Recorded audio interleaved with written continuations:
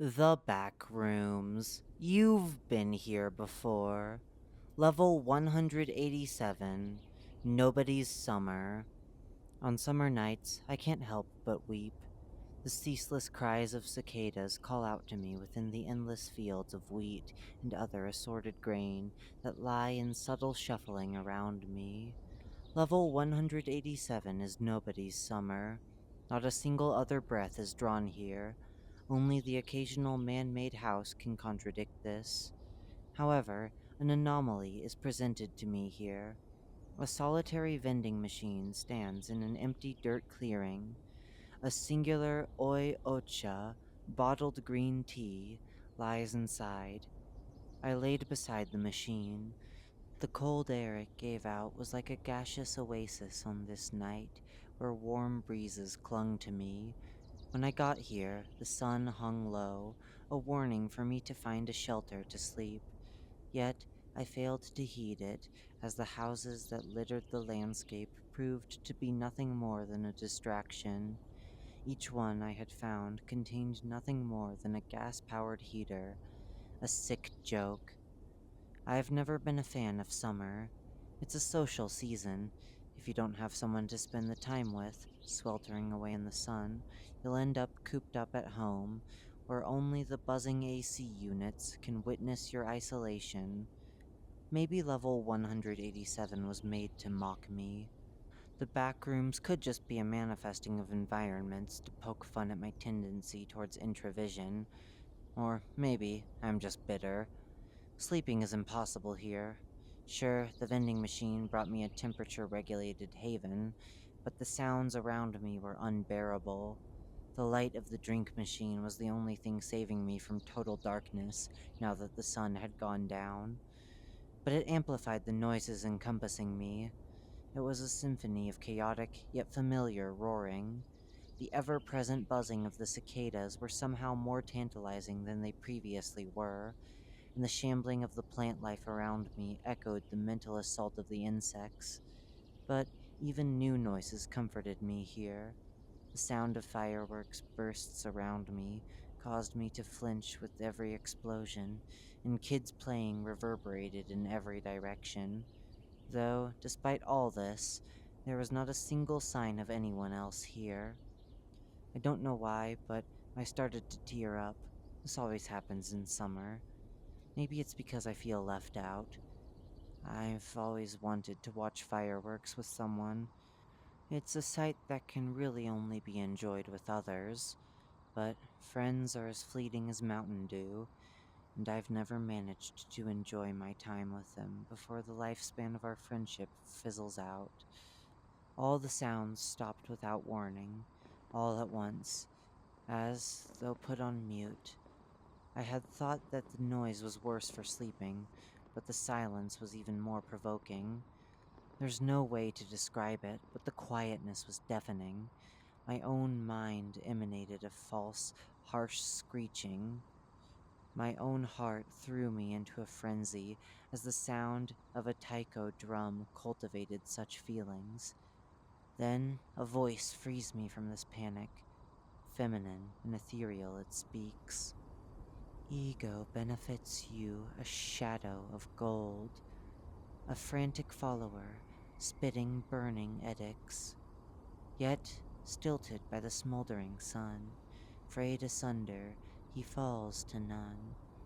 Without even taking a second to think, I hurry towards the voice. I fail to even stand. I simply crawl in with a fastened pace to it. Though, as I do, my body disintegrates into cinders. It first starts at my legs, slowly rising to my upper body.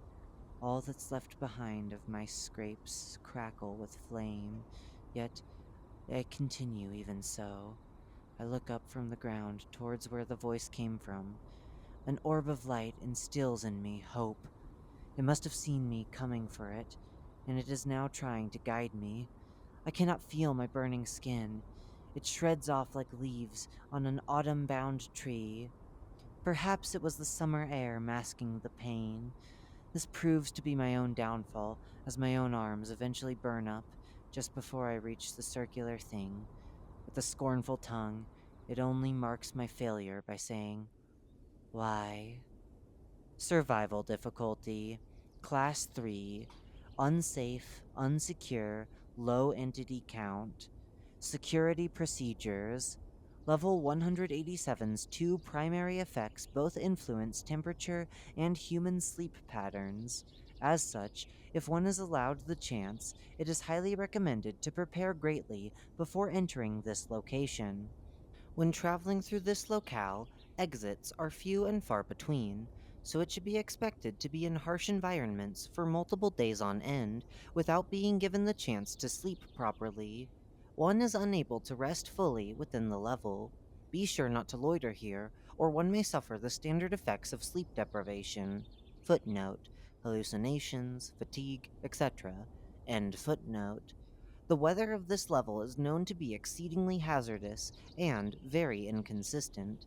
Be sure to be equipped with a decent water supply, appropriate clothing for the heat, weather-resistant equipment, and mobile cover. Footnote: tents, umbrellas, etc. End footnote.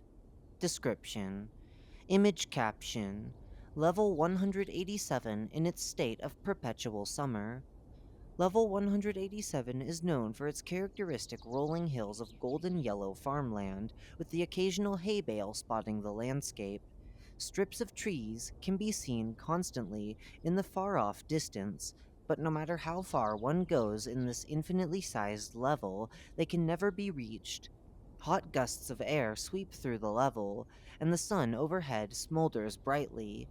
The average recorded temperature here is approximately 98 degrees Fahrenheit, with the heat strangely rising to a usual 112 degrees Fahrenheit as the sun falls.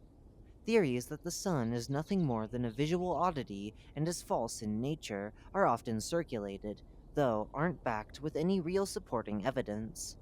Houses have occasionally been spotted among the fields, but prove to be a bad shelter due to them only containing heaters inside. Strangely, these homes are often seen taking a Japanese-influenced design, especially akin to a suburban style. Other human structures have been rarely spotted, though all of which bear no similarity to one another. Some have found art installations, others temples, with no identifiable patterns.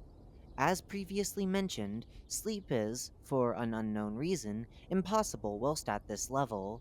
This, paired with how obscure exits of this level tend to be, makes prolonged time here especially volatile. To combat this, many people traveling through this level intake large amounts of caffeine to hold them off until they exit. Although common, this is not recommended, as the come down from caffeine may cause one to be more tired than one would be without consuming it. Entities and visual oddities. At night, the entities of this level are prone to activity. The only recorded creatures are the previously mentioned hay bales, of whom are informally referred to as hay bales, spelled Hey-Bales. These hay bales will produce specific sounds whilst active, which range from the hissing of cicadas to the sound of humans and fireworks. Despite this vocal activity, they are not recognized to be fully sentient due to the lack of a developed brain. Instead, they are more biologically aligned with jellyfish, being almost entirely composed of water, structural proteins, muscles, and nerve cells. Although not a part of their physical makeup, a thin layer of hay coats their outer body, protecting their fragile innards. In response to physical stimuli, they will slowly roll away, though do very little beyond that.